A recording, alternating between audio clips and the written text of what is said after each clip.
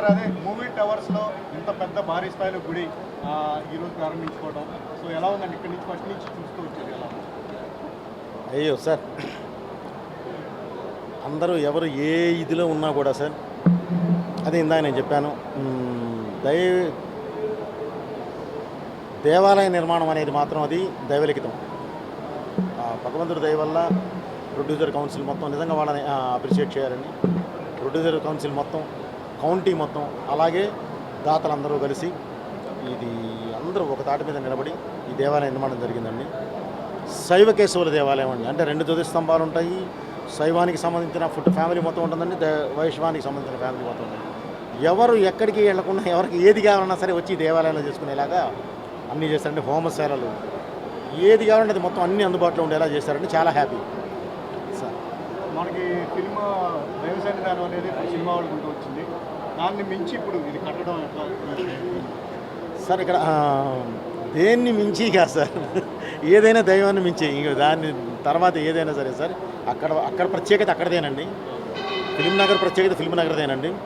ఈ movie towers, ఈ శివసేన ఇదేనండి. సో దేని ప్రత్యేకత దానిదేనండి. ఎక్కడికి వెళ్ళినా సరే ముందు మనసు ప్రశాంతంగా ఉండాలండి, బ్రెయిన్ చక్కగా ప్రజెంట్గా ఉండాలండి, పాజిటివ్ వైబ్స్ ఉండాలండి. అవన్నీ ఇక్కడ ఉన్నాయి. అది చాలా హ్యాపీ.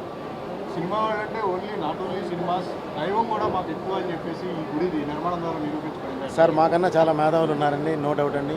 ఈరోజు మాకు యోగ్యత ఉంది అని అంటే, ఈ యోగం వచ్చింది అంటే దేవుడు ఆశీస్సులే, పెద్దల ఆశీర్వాదం, మీలాంటి శ్రేయభిలాషులు. సో కంపల్సరీ దేవుడు ఆశీర్వాదాలని ఇది ఎంత జరగదండి. మాకు ఇది కంపల్సరీ ఉంటుంది సార్. ఇది దైవ సన్నిధి సార్, మాట్లాడతాం తప్పకుండా. త్వరలోనే అనౌన్స్ చేస్తున్నామండి. ఎలక్షన్ ఇవన్నీ ఉన్నాయి కదా, చూసుకొని అనౌన్స్ చేద్దామని ఆగామండి. దైవభక్తి అంటే మీ ఫస్ట్ నుంచి ఎక్కువ సార్, ఆ కాన్సెప్ట్ సినిమాలు కూడా తీశారు. మరి రాబోయే అఖండ 2 అని చెప్పి చాలామంది అడుగుతున్నారు. సో దాని గురించి సార్ తప్పకుండా. మీరు అఖండ చూశారు, పసిబిడ్డ, ప్రకృతి, పరమాత్మ, ఈ మూడిటి మీదే టచ్ చేసి పెట్టడం జరిగిందండి. ఈసారి కూడా సొసైటీకి కావాల్సింది ఏదైతే ఉందో అదే ఉంటుందండి. దాని మీదే కాన్సన్ట్రేట్ చేసి పెడుతున్నాం సార్. చాలా మంచి దీంతో పెడతామండి.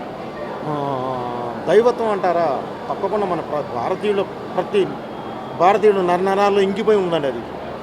సో దాన్ని ప్రత్యేకంగా నేను చెప్పనవసరంలా, మనం చెప్తే చాలు వాళ్ళు బాగా ఆస్వాదిస్తారు సార్. సో ఈ దేవాలయానికి వచ్చిన మీడియా మిత్రులందరికీ కూడా ప్రత్యేకంగా నా కృతజ్ఞతలు తెలుస్తున్నాను. అందరూ భోజనం చేసి పెట్టాలి. Thank you.